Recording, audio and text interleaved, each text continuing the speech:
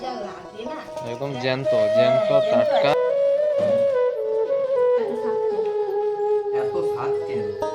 Good morning everyone, সবাই কেমন আছো? আশা করি সবাই ভালো আছো আর সুস্থ আছো। তোমাদের ভালোবাসায় আমরাও বেশ ভালোই আছি। তো আমার নতুন একটা ব্লগ ভিডিওয় তোমাদের সবাইকে স্বাগত।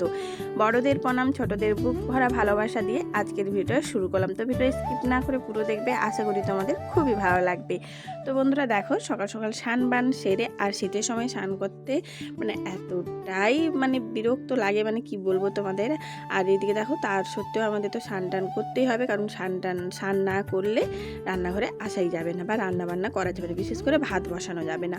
তার জন্য দেখো স্নানটা সেরে পুজো টুজো দিয়ে একটু টিফিন করলাম। টিফিন বলতে আমাদের গ্রামের দিকে বেশিরভাগ মুড়ি খাওয়া হয়, কিন্তু আমি মুড়ি খাইনি, আমি জাস্ট চা আর বিস্কুট খেয়েছি। খেয়ে দিয়ে এখানে চলে এসেছি রান্না করতে। তো ভাতটা চাপিয়ে দিয়ে এখানে দেখো সবজিগুলো নিয়ে বসে গেছি।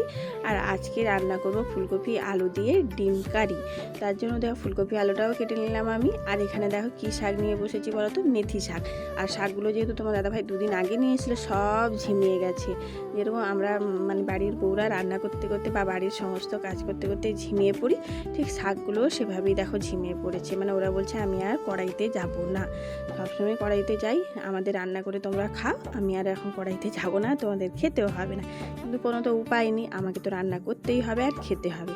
তো এই দেখো শাকগুলো সমস্ত বেছে নিয়েছি, বেছে কুচি কুচি করে নিয়েছি। আজকে মেথি শাকের ভাজা করব আলু দিয়ে, দারুণ লাগে খেতে, তোমরা একবার বাড়িতে ট্রাই করতে পারো।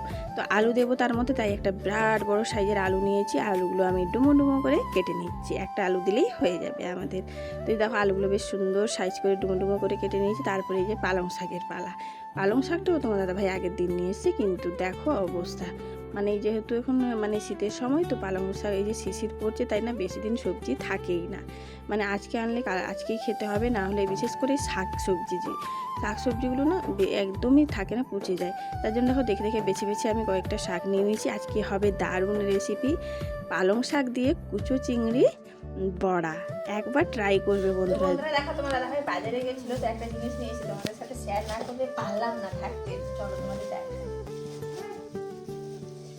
এই দেখো, যেটা সচরাচর পাওয়া যায় না, বড় চিংড়িটা পাওয়া যায়, কিন্তু কুচু চিংড়িটা পাওয়া যায় না। আর এই কুচু চিংড়ি খেতে যা লাগে না, একদম জ্যান্ত জ্যান্ত টাটকা।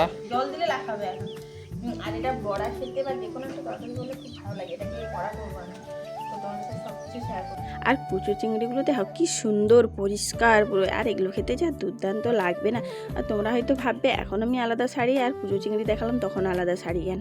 কারণ কুচো চিংড়িটা আগের দিন ভিডিও করা, তোমার দাদাভাই আগের দিন নিয়ে এসেছিলো কুচো চিংড়ি। তো আগের দিন রান্না হয়নি, ফ্রিজে রেখে দিয়েছিলাম, তাই ওই ভিডিওটা ক্লিপটা করে রেখেছিলাম, তাই তোমাদের সাথে একটু শেয়ার করলাম। তো এইদিকে দেখো ডিম আর আলুটা আমি এখন সেদ্ধ করে নিচ্ছি, আর এদিকে ভাতটাও আমার হয়ে গেছে, ভাতের মাঠটা গড়িয়ে নিচ্ছি। আর এখানে মশলা করা বাকি থেকে গেছিলো, তাই আমি পেঁয়াজ আদা রসুন এগুলো ছাড়াতে বসে গেলাম। তো এখন দেখো পেঁয়াজগুলো কেটে নেবো, যেহেতু অনেক সব কটা রান্নায় পেঁয়াজ লাগবে আমার, তাই বেশি করে একটু পেঁয়াজ কেটে নিলাম আমি। আর কাটবো এখন আদা। তো আদাগুলোকে ভালো করে ছুলে নিয়েছি আমি পাতলা পাতলা করে, আর এখন ছোট ছোট করে কেটে নিচ্ছি। তো আদাটা কেটে নিয়ে এখন পালা হচ্ছে রসুনের, যেটা আমার প্রত্যেকবারের কথা বিরক্ত বিরক্ত বিরক্ত লাগে। দেখো কত ছোট ছোট রসুন, যেহেতু আমি প্রথমে বড় বড় সাইজের রসুনগুলো রান্না করে নিই, ছোটোগুলো থেকে যায়। আর পেঁয়াজ রসুন আদা ছাড়া তো রান্না বান্না আমাদের গ্রামের আমাদের বাড়িতে আনকমপ্লিট যাকে বলে, আদা রসুন পেঁয়াজ লাগবেই লাগবে। তো এদিকে দেখো আমি এখন বড়া করার জন্য প্রিপারেশান নিয়ে নিয়েছি, আর বড়াটা কী কী দিয়ে করছি সব কিছু তোমাদের সাথে শেয়ার করবো। এখানে দেখো কুচু চিংড়িগুলো ভালো করে পরিষ্কার করে ধুয়ে নিয়েছি, আর এখানে পালং শাকটা যে কুচু করেছিলাম সেটাও ভালো করে ধুয়ে নিচ্ছি। আর এই যে দিয়ে দিলাম এখন একটু ধনে পাতা। আর এখানে আছে তোমার চালের গুঁড়ি আর বেসন। তো চাল গুঁড়ি আর বেসন নিয়েছি, তাহলে একদম মুচমুচে হবে বড়াটা খেতে। আর এখানে দেখো কিছুটা নিয়ে নিচ্ছি আমি পেঁয়াজ কুচি। তো পেঁয়াজটা বেশ সুন্দর করে পাতলা পাতলা করে কেটে নিয়েছি। আর এখানে নিয়ে নিচ্ছি একটু আমি আদা রসুনের পেস্ট। তো আদা রসুনের পেস্টটা নিয়ে এবার দিয়ে দিব পরিমাণ মতো, স্বাদ মতো লবণ দেবে। তো এই যে দেখো স্বাদ মতো লবণ দিলাম, অল্প একটু হলুদ দিলাম, আর এখন দেবো একটু ধনে গুঁড়ি, তো আর একটু দেবো জিরের গুঁড়ি। তো জিরের গুঁড়ি দেখো দিয়ে দিচ্ছি, দিয়ে এখন এগুলোকে ভালো করে আমি মিক্সড করব।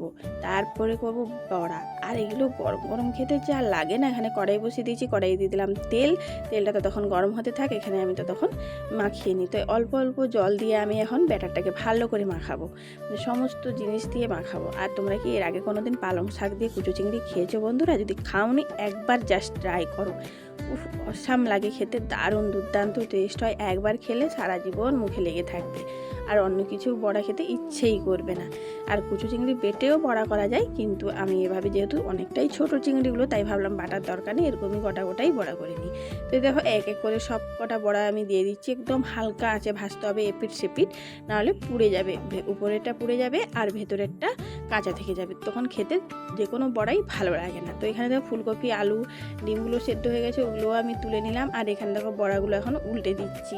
এক পিঠ আমার ভাজা হয়ে গেছে বেশ সুন্দর লাল লাল করে, এখন আরেক পিঠ ভেজে নেব। তো তখন আমার ডিমটাও ছাড়িয়ে নিচ্ছি আমি, যেহেতু আমি ঝোলটা বসাবো তার জন্য ভাবলাম চলো ডিমটা ছাড়িয়ে নিই। আর আমার রান্নাঘরের অবস্থা অনেকটাই খারাপ, তোমরা একটু কেউ কিছু মনে করো না, একটু স্কিপ করো আমার রান্নাঘরটাকে। বন্ধুরা দেখো বড়াগুলো আমার ভাজা হয়ে গেছে, প্রথমবারের বড়াগুলো। তো এক এক করে সব কটা বড়া আমি তুলে নিচ্ছি, আর এত সুন্দর মুচমুচে হয়েছে না, মানে কি বলবো তোমাদের। তারপরে বাকি যে ব্যাটার আর মাখানোগুলো আছে, ব্যাটারটা আছে, তো ওটা দিয়ে আর বাকি বড়াগুলো আমি করে নেব এক এক করে সব কটা।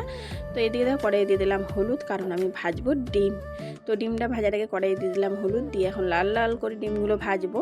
আর আমি যখন রান্না করতে আসি না, আমার রান্নাঘরের অবস্থা এরকমই থাকে, কারণ আমার মনে হয় যেন আমি রান্নাঘরে এসে রান্না নয় যুদ্ধ করতে এসেছি। তো কী বলবো, একা হাতে যেহেতু সব করতে হয় না, তাই এলোমেলো হয়ে যায়। তারপর রান্না বান্নার পরে আবার সুন্দর করে আমি গুছিয়ে ফেলি। তো এদিকে দেখো এখন আমি ডিমটা ভাজা হয়ে গেছে, তুলে নিয়েছি। এখন ভাজছি ফুলকপি, তো ফুলকপিটাও একটু ভেজে নেব।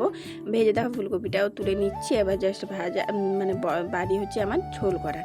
তো এখন দেখো দ্বিতীয়বারের বড়াটাও আমার ভাজা হয়ে গেছে। আর বড়া ভাজতে ভাজতে তোমার দাদাভাই একটা দুটো খেয়ে হচ্ছে টেস্ট করেছিল, কেমন হয়েছে, দারুণ হয়েছিল। আর কালারটা দেখো দারুণ হয়েছে। তো আমার পালং শাকের বড়া কমপ্লিট। আর এখানে দেখো ঝোলের জন্য মশলা দিয়ে দিয়েছি। তো আরেকটা কড়াই আমি দিয়ে দিচ্ছি, যেহেতু মেথি শাক রান্না করব, তো মেথি শাকের জন্য আলু দিয়ে দিচ্ছি। তো তোমরা যদি মেথি শাক কে কীভাবে রান্না করো কমেন্ট করবে, আমি এভাবেই রান্না করি, দারুণ লাগে খেতে। তো আলুটা এখন নুন হলুদ দিয়ে ভালো করে আমি লাল লাল করে ভাজবো। আর এরকম ভাজতে ভাজতে দেবে সুন্দরভাবে সেদ্ধ হয়ে যাবে। আর এখানে দেখো আমি মশলায় দিয়ে দিচ্ছি গুঁড়ো মশলা, নুন, হলুদ, লঙ্কার গুঁড়ো, সমস্ত গুঁড়ো মশলা দিয়ে এখন মশলাটাকে আমি ভালো করে কষাবো। তো এই দেখো মশলাটাকে এখন ভালো করে আমি কষিয়ে নিচ্ছি। তো আর একটু জল দিয়ে দিলাম মশলাটা ভালো করে কষানোর জন্য। তো আলুটা আমার পুরো ভাজা হয়ে গেছে, সেদ্ধ হয়ে গেছে। এখন দিয়ে দিলাম পেঁয়াজ কুচি। পেঁয়াজ কুচিটা ভালো করে ভেজে এখন রসুন আর লঙ্কাটা থেতো করে রেখেছিলাম, তো দিয়ে দিলাম। দিয়ে এখন ভালো করে আলুর সাথে এখন রসুন আর পেঁয়াজটা ভাজবো। তারপরে যে কুচি করে রাখা তোমার এই মেথি শাকগুলো ভালো করে ধুয়ে নিয়েছিলাম, ধুয়ে এখন দিয়ে দিলাম। দিয়ে এখন ভালো করে হালকা আঁচে এগুলোকে আমি ভাজতে থাকবো। তো এই দিয়ে দেখো ফুলকপি আলুটা দিয়ে এখন ভালো করে আমি মশলাটাকে কষাবো। তারপরে এখানে যে ডিমগুলোও দিয়ে দিলাম। ডিমগুলো দেওয়ার পরে একদম হালকাভাবে মশলাটা কষাবে, নাহলে ভেঙে যাবে ডিমগুলো।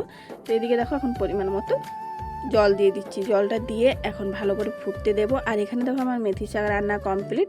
তাই উপর থেকে একটু আমি পরিমাণে চিনি দিলাম, কারণ মেথি শাক যেহেতু একটু তিতকুটে ভাব থাকে, তার জন্য একটু চিনি দিলাম। তাহলে খেতে একটু মিষ্টি মিষ্টি লাগবে, ভালো লাগবে খেতে। নাহলে তিতকুটে ভাবটা যদি থাকে না, তাহলে কেউ খেতে চাইবে না, তার জন্য একটু পরিমাণে আমি চিনি দিলাম। তোমাদের যদি পছন্দ হয় দিও, নাহলে তোমরা স্কিপ করে যেতে পারো। তো এদিকে দেখো ডিমের ঝোলও রেডি, এবার খাওয়ার দাওয়ার পালা। আর বন্ধুরা আমাদের ভিডিওগুলি যদি তোমাদের ভালো লাগে প্লিজ একটু লাইক শেয়ার কমেন্ট করে আমাদের পাশে থেকো। বন্ধুরা আজকে দুপুরের মেনু হয়েছে কি বলবো, মানে নতুন একটা রেসিপি করেছি। রেসিপি মানে একটু বড় টাইপের। বাহ, এটা কালকে মাছ নিয়ে এসেছিলাম, চিংড়ি মাছ, একদম দেশি চিংড়ি, ছোট ছোট কুচো চিংড়ি যেটা বলি। আচ্ছা, ওইটা পালং শাক দিয়ে, কুচো চিংড়ি দিয়ে এটা বড়া করেছি। দিয়েছিলাম আমি যখন ভেজেছিল, গরম গরম একদম দারুণ লেগেছিল, কি বলবো। আর এটা হচ্ছে ফেমাস আমার একদম, যেটা হচ্ছে মেথি শাকের ভাজা আলু দিয়ে, একদম দুর্দান্ত লাগে খেতে। আর এখানে আন্ডা কারি ফুলকপি দিয়ে। তো খাওয়া যাক। দুটো লঙ্কা নিয়েছি, একদম মাখো মাখো করেছি আজকে।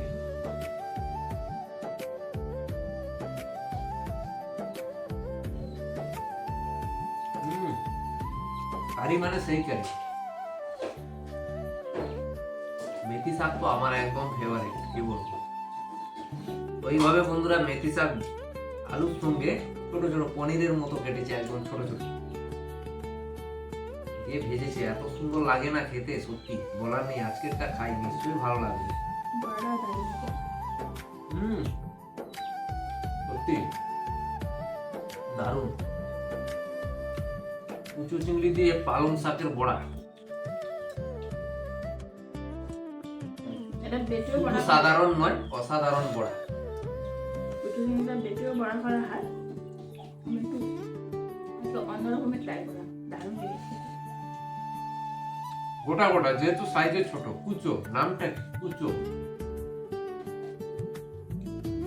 কুচোকে আর কুচানো যাবে না, যার জন্য গোটা গোটা। এটা সেই মেথি শাক।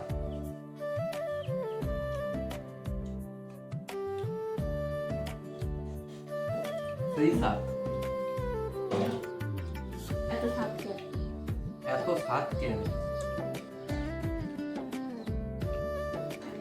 অন্ডা, অন্ডা, উড়িয়াতে বলে অন্ডা। আমরা অন্ডা খেয়ে হবে গন্ডা গন্ডা।